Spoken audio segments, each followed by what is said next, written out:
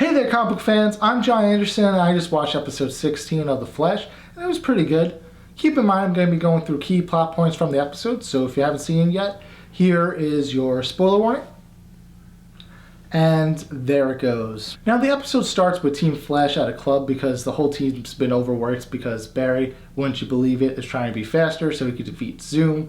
We've seen this all before. And there's a robbery at the club from what looks like another speedster, and this other speedster is doing a lot of petty crimes, making the Flash look bad, so obviously Barry can't let that happen, so they investigate it. And it turns out that the speedster's name is Eliza Hardem, aka Trajectory, and she worked with Caitlin at Mercury Labs and was working on the Velocity 9 formula to help Jay when he was sick. And it turns out that she was working on the formula herself, experimenting, and caused her to what I call goleming, where she had a dual personality disorder. And I thought that was okay. It's obviously a good plot device to change somebody who's supposed to be good, evil at the flip of a dime. But I feel like I've seen that so many times that they might as well have done something a little more creative, but it's fine for what it is. Now, during this pursuit of Trajectory, we have another side plot where Jesse Quick is mad at Harrison, and it's really odd because she's really mad that he went to such extremes to save her, and he hurt people, and he did things he regrets.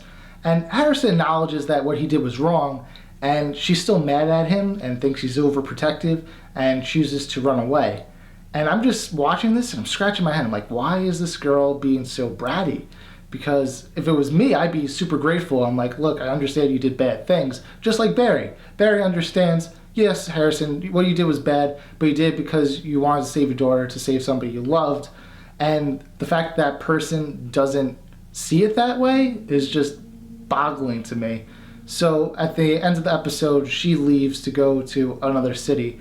Hopefully we won't get that much of her, because honestly I'm not really looking forward to seeing that character again, given the way she left off like that. And finally, the highlight of the episode is when the whole team comes to the realization that Zoom is Jay. And it's done very creatively because Cisco's vibing throughout the episode about Zoom, and it's kind of random, but on the second time I picked up that, oh, it's because he's near the helmet, aka Jay is Zoom, and by the end they all make the connection. So that's exciting to see how the team will handle going after Jay once they find out how to get to Earth 2. And that eliminates my theory that I had early on, where Jay would come back and pretend to be part of the team and take over from the inside. And I feel like we've seen that before with Harrison Wells, so I like that they'll take a different approach and just go right after Zoom. So that's my thoughts on episode 16. If you guys like this video, be sure to share and subscribe. Follow me on Facebook at John Ryan Anderson, or on Instagram and Twitter at The Comic Look. And remember guys, as always, comics do deserve a second look.